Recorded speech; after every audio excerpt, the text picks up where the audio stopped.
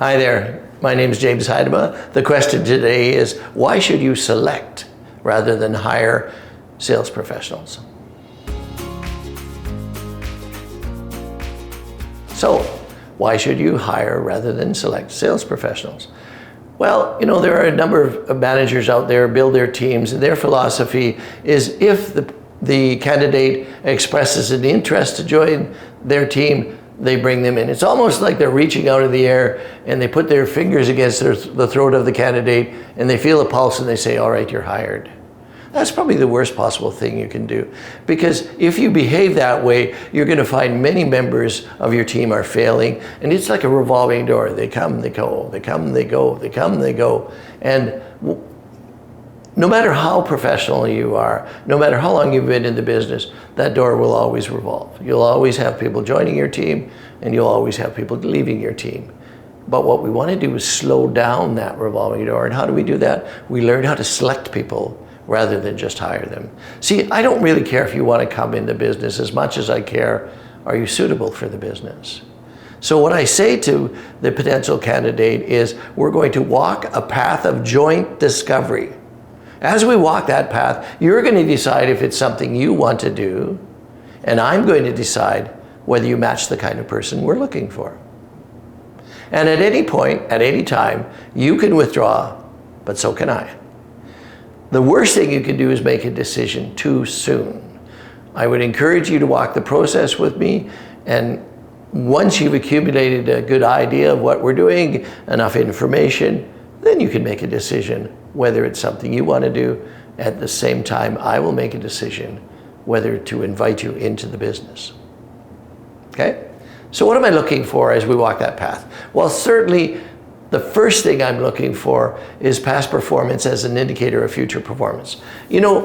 I'm looking for people who have put themselves at risk in their life, people who have chased after the top marks in their class, the people who wanted to take on leader positions in their class or in the school, people who wanted to get on a sports team and had to commit themselves to a fitness regimes to allow them to develop skills so they could be accepted on the team, people who wanted to be a leadership role in that team, people who had jobs that they chased after. I'm looking for people that in their past have put themselves at risk, that stepped out of their comfort zone.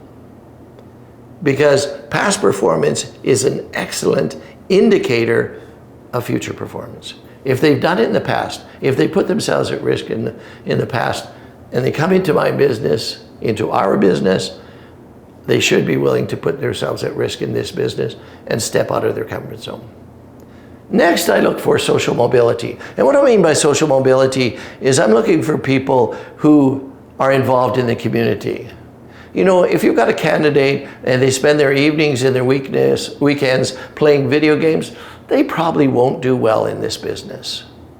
But if you've got someone who's involved in clubs and organizations, volunteers, works at their church, whatever they do, where they get out of their comfort zone again and they are interacting with people they may not normally know, that tells me they're socially mobile. Because to be an effective sales professional, you have to be socially mobile. You have to be willing to reach out and interact with people who don't know you. Okay? Next is I'm looking for communication skills. I'm looking for, during the selection process, how you interact with me, how you respond to my questions. Do you ask for clarification? There's 4 kinds of questions that I use in the selection process. I use closed-ended questions, which are answered with yes, no, 1925, 40 pounds, whatever. I have open-ended questions, which is tell me more, where they expand on the topic that we're talking about. I use probing questions, where I dig deeper and deeper into the subject matter to find out what the truth is, what the expanded version is, so I better understand what they're saying. And I use situational questions. I put them into situations to see how they will respond to that. What I'm looking for during the communications skills exercise is I'm looking to see how well they interact with me. And I'm sort of asking them in the back of my mind, would I buy from this guy? Would I trust this person? Does this individual communicate well enough that I can begin to trust them. Because when people buy our products and services, they don't get anything they can really touch. They get a concept, and to get their minds around the concept, there's a lot of trust required. The other thing I'm looking for in the interview is I'm looking for their behaviors. There's a number of steps that they have to go through to join our company, and join your company, I'm sure it's the same the case. They have to read certain things, they have to view different videos, they have to attend things, whatever. And if they keep their promises and do everything I've asked them to do, then probably we're going to move forward. If they choose not to, they're either late or don't do them at all, now I've got some concerns. And I actually have a model that I use in my mind, like a stoplight. You know, you've got in your communities, you've got stoplights. Sometimes they're vertical, sometimes they're horizontal, but they've got a red light, a yellow light, and a green light. You know, the red light is a full stop, yellow light is slow down, green light is, yeah, it's clear to proceed.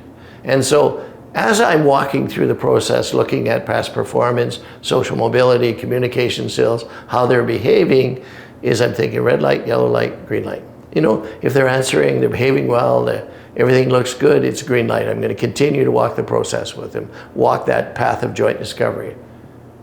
If they choose not to do something, or they're not clear about something, or they don't seem to be very involved in what's going on, probably a yellow light. If there's more than one occasion where they choose not to meet whatever the requirements are of the process, probably a red light, and I'll walk away. My philosophy in building my team is I hire slowly and I fire quickly. If you don't pick up the behaviors quickly, if you don't put in the effort quickly, then we've got a problem. And I'd rather you not be on my team. So that's why we should select rather than hire. So, but the choice is yours. If you want a fast revolving door and hire a bunch of people and lose a bunch of people, more power to you. Not much fun. I don't want to do that. I want to slow that door down as much as I can. I want to make really informed decisions. I really want to get to know the person that might be joining my team, and then therefore I know what I can work with. This is part one of 4 parts in which we're going to look at how we build a culture of success. I hope this makes sense to you. And I hope you look forward to part 2, when we're going to talk about how do we bring the person into the team? What sort of things need to happen so as quickly as possible they acclimatize to the new reality. Thank you for viewing. Don't forget to like it, and don't forget to hit the subscribe button. Helps me build the channel. And I'll see you in the future.